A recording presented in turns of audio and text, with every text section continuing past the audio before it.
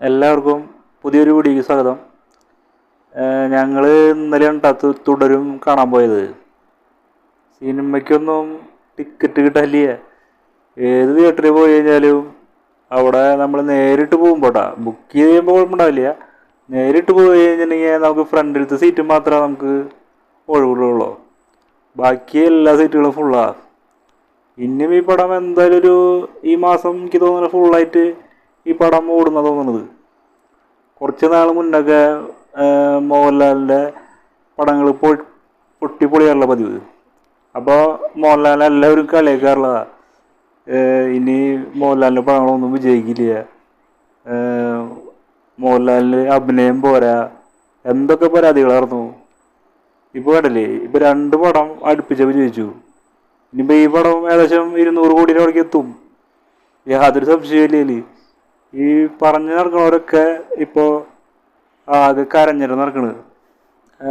പിന്നെ മോഹൻലാലിൻ്റെ അഭിനയ മികവ് പുറത്തെടുക്കാൻ കഴിവുള്ള സംവിധായകരില്ലാണ്ടല്ല, അവരത് ചെയ്യുന്നില്ല എന്നുള്ളതാണ് മെയിൻ പ്രശ്നം. ഇപ്പോൾ പഴയ സംവിധായകരായാലും പുതിയ സംവിധായകരായാലും അവരത് നല്ല കഥകളും നല്ല കഥകളായിട്ട് വരികയെന്ന് വെച്ചിട്ടുണ്ടെങ്കിൽ നല്ല നല്ല ഹിറ്റുകൾ ഉണ്ടാക്കാൻ പറ്റും. ഇപ്പോൾ പ്രിയദർശനായാലും സത്യനന്ദിക്കാടായാലും പുതിയ പുതിയ നല്ല തിരക്കഥകളായിട്ട് വരികയെന്ന് വെച്ചിട്ടുണ്ടെങ്കിൽ അടിപൊളിയായിട്ട് പടങ്ങൾ വിജയിക്കും. അപ്പോൾ ഇന്നലെ സിനിമ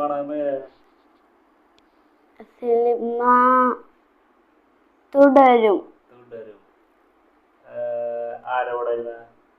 അച്ഛൻ്റെ കൂടെ. അതല്ല, മോഹൻലാലിന്റെ. സൂപ്പറായിണ്ട്.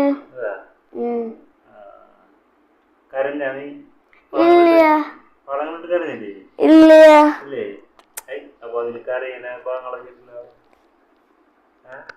അതന്നെ ഞാനല്ല, വേറെ ആരോ.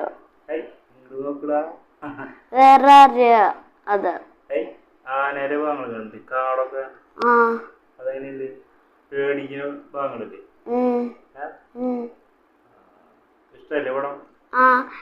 പിന്നെ പടത്തില് ആൺപാവൊക്കെ ഉണ്ടെന്ന് പറഞ്ഞില്ലേ?